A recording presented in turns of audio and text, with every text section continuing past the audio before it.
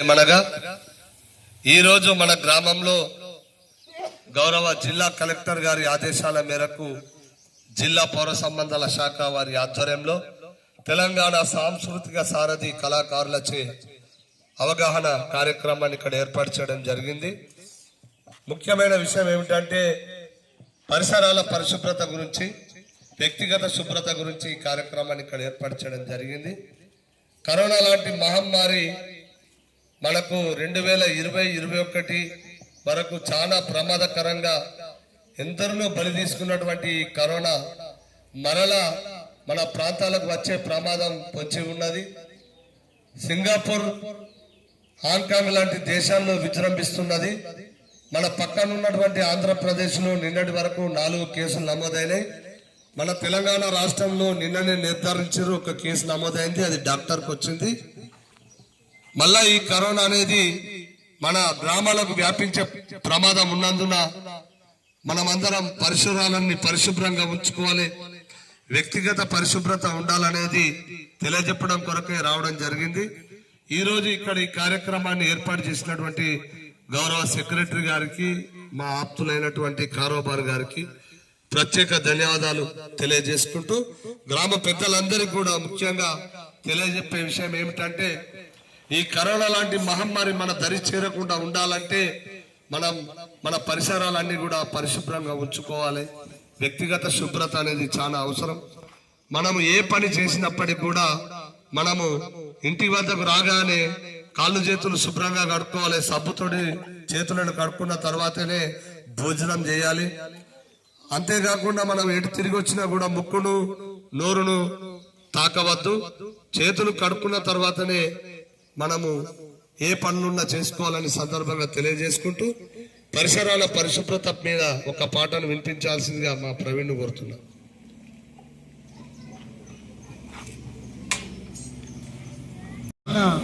ముందస్తుగానే వర్షాలు కురుస్తున్నాయి. రానున్నది ముందు ముందు ఇంకా భారీ వర్షాకాలం కాబట్టి మన వాతావరణం అంతా కలుషితం అవుతుంది. మురికి నీరు, కొత్త నీరు చేరుతుంది కాబట్టి అందరూ కూడా ప్రజలు జాగ్రత్తలు తీసుకోవాల్సిందిగా కోరుచు. ఇంటి చుట్టుపక్కల చెత్త చెదారము, ఈగలకు దోమలకు పక్క నివాసము.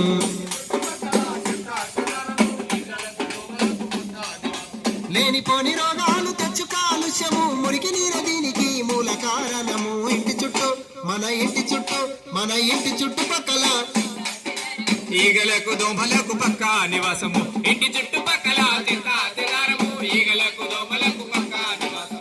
దోమకాటు వల్ల వచ్చు కొత్త కొత్త జబ్బులు, దవాఖానకెళ్ళి దార వయ్యాలి డబ్బులు. దవాఖానకెళ్ళి దార వయ్యాలి డబ్బులు, దవాఖానకెళ్ళి దార వయ్యాలి డబ్బులు. ఇల్లు వాకిలమ్ముకున్న తీరవయ్య అప్పులు, ఎందుకింత తిప్పలు, తీసుకో జాగ్రత్తలు. ఇంటి చుట్టూ మన ఇంటి చుట్టూ మన ఇంటి చుట్టుపక్కల చెత్త చెదారము, ఈగలకు దోమలకు పక్క నివాసము. ఇంటి చుట్టుపక్కల చెత్త చెదారము, ఈగలకు దోమలకు పక్క నివాసము. ప్లాస్టిక్ డబ్బాలలో చేస్తాయి జీవనం, పాత టైర్లు కొబ్బరి బొండాలే ఆహారం. పాత టైరు కొబ్బరి బొండాలే ఆహారం, పాత టైరు కొబ్బరి బొండాలే ఆహారం. పొద్దు మాపు తోటి పని చేస్తాయి సంసారము, అందులోనే గుడ్డు పెట్టి పెంచును తమ స్థానము. ఇంటి చుట్టూ మన ఇంటి చుట్టూ మన ఇంటి చుట్టుపక్కల చెత్త చెదారము, ఈగలకు దోమలకు పక్క నివాసము. ఇంటి చుట్టుపక్కల చెత్త చెదారము, ఈగలకు దోమలకు పక్క నివాసము. బహిరంగ మలమూత్ర విసర్జన నేరము, మరుగుదొడ్డి మానవాళి ఆరోగ్య సూత్రము. మరుగుదొడ్డి మానవాళి ఆరోగ్య సూత్రము, మరుగుదొడ్డి మానవాళి ఆరోగ్య సూత్రము. తెలుసుకొని మసులుకుంట నిండు ఆరోగ్యము, ఆదమర్చి ఉన్నము ఆగుతుంది ప్రాణము. ఇంటి చుట్టూ మన ఇంటి చుట్టూ మన ఇంటి చుట్టుపక్కల చెత్త చెదారము, ఈగలకు దోమలకు పక్క నివాసము.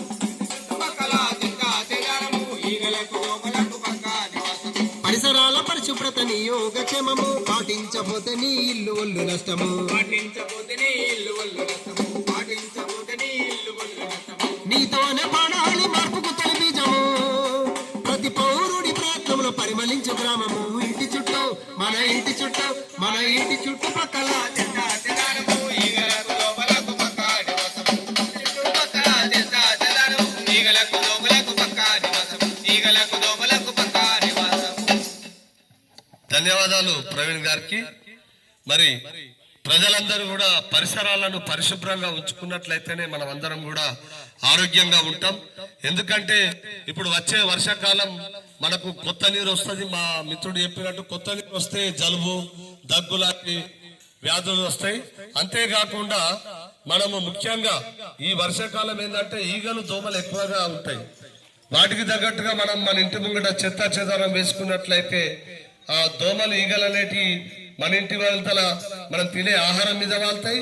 తర్వాత దోమలు మనం కుట్టడంతో మలేరియా డెంగ్యూ లాంటి జ్వరాలు వచ్చి మన దవాఖానలలో వేలకు వేలు లక్షలకు లక్షలు ఖర్చు పెట్టే ప్రమాదం ఉంటుంది. కావున ఈ విషయాలన్నింటినీ మీరు గమనించాలి. అంతేకాకుండా ఇంకొక ముఖ్య విషయం ఏమిటంటే మన పిల్లలు పై చదువుల నిమిత్తం మనం హైదరాబాద్ పంపిస్తున్నాం. మరి అక్కడ ఆ పరిసరాలలో పెరిగేటువంటి మన పిల్లలు ఇప్పుడు ముఖ్యంగా డ్రగ్స్ గంజాయి లాంటి మరి ఆ మహమ్మారికి కూడా అలవాటు పడి వారి జీవితాన్ని నాశనం చేసుకుంటున్నారు యువత. మరి యువత భవిష్యత్తు కూడా మన చేతుల మీద ఆధారపడి ఉన్నది. తల్లిదండ్రులు కూడా పిల్లలు మంచిగా చదువుకొని డాక్టర్లు ఇంజనీర్లు కావాలని కలలు కంటారు. కానీ ఈ డ్రగ్స్ మరి మత్తు మందుకు అలవాటు పడి ఇలాంటి అలవాటు పడ్డట్టయితే వారి మతిస్థిమితం సరిగా ఉండదు. వారు ఆలోచించే విధానం తప్పుగా ఉంటది. వాళ్ళు చేసే పనులు కూడా తప్పుడు పనులనే ఉంటాయి. కనుక మనము పిల్లల పట్ల జాగ్రత్త వహించాలి. ఈ డ్రగ్స్ గంజాయి లాంటి వాటికి మన పిల్లలు జోలిపోకుండా చూసుకోవాల్సిన బాధ్యత మన మీద ఉన్నది. మన పిల్లలు హైదరాబాద్ లో ఉండేటువంటి పిల్లలు గాని ఇక్కడ వచ్చిన తర్వాత వాళ్ళు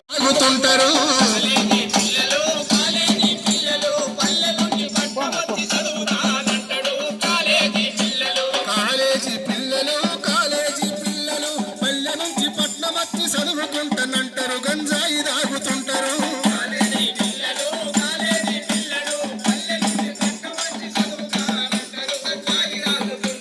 వస్తుంటే పోతుంటే ఆడి ఊరగల్ల చూసి,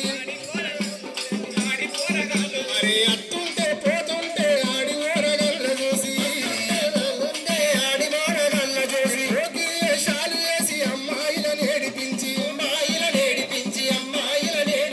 తమాషాలు చేసుకుంటా తమ్మల పాలైతేనే కాలేజీ పిల్లలే, కాలేజీ పోరలే, కాలేజీ పిల్లలే. పల్లె నిడిచి పక్క వచ్చి చదువుతానంటడే, తాగుతుంటడే. కాలేజీ పిల్లలు పల్లె నుంచి పక్క వచ్చి చదువుకుంటానంటారు, గంజాయి తాగుతుంటరే.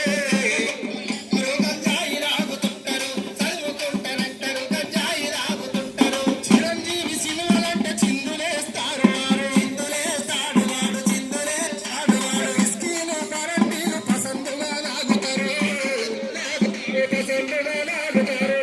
ఇంపుత లెక్క అక్షరమన్నుండది కాలుపుకుందరికి. కాలేజీ పోరడే, పల్లె నుంచి పట్నం వచ్చి చదువుతానంటడే, గంజాయి లాగుతుంటడే. పల్లె నుంచి పట్నం వచ్చి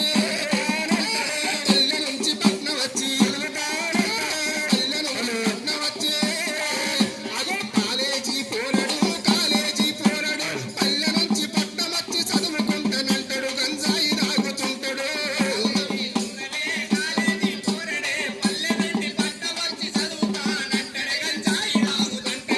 ఊరులోన ఉన్నట్టి యువకులంతా మారాలి,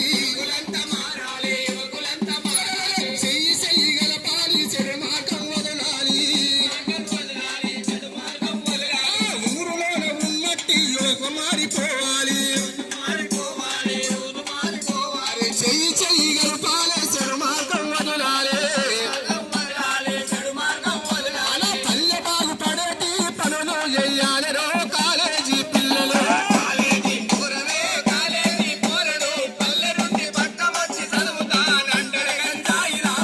మన తల్లి బాగుపడేటి పనులు చెయ్యాలిరో కాలేజీ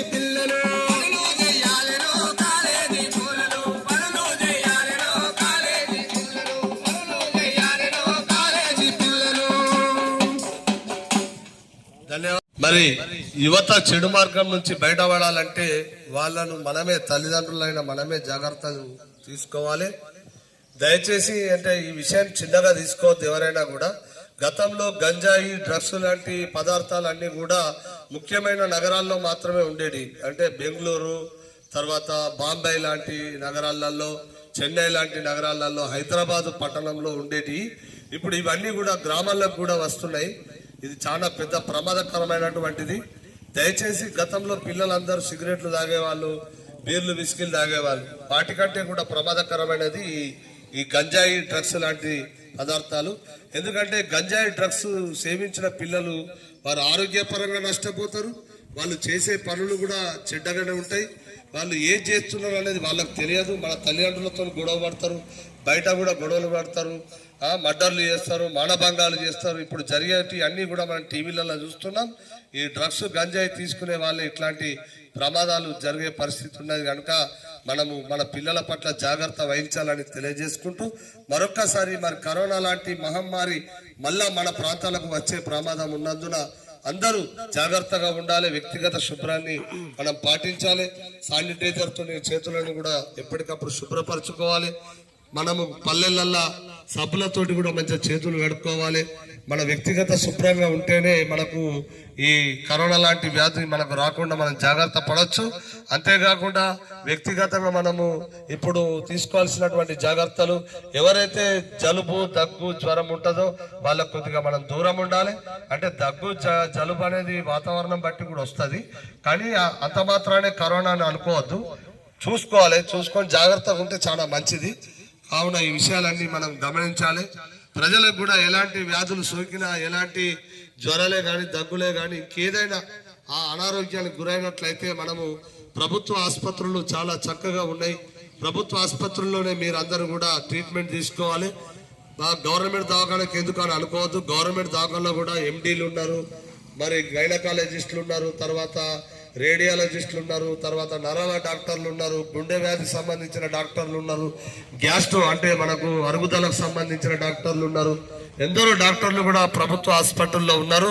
అంతేకాకుండా స్కానింగ్లు కూడా ఉన్నాయి మనకు గవర్నమెంట్ హాస్పిటల్లో. దయచేసి మీరు ప్రైవేట్ దవాఖానలకు పోయి ఉత్తగా లక్షల రూపాయలు వృధా చేసుకోవద్దు. ఇవన్నిటిని మీకు తెలియజెప్పడం కొరకే మన గ్రామానికి రావడం జరిగింది. మాకు ఇక్కడ ఈ సహకరించినటువంటి సెక్రటరీ గారికి మరియు గ్రామ పెద్దలందరికీ ప్రత్యేకంగా ధన్యవాదాలు తెలియజేసుకుంటూ గౌరవ సెక్రటరీ గారిని మాట్లాడాల్సిన కోరుచున్నాం. ఈ అవకాశం ఇచ్చిన మీ అందరికి కూడా ప్రత్యేక ధన్యవాదాలు తెలియజేసుకుంటూ ముగిస్తున్నాం. Thank you.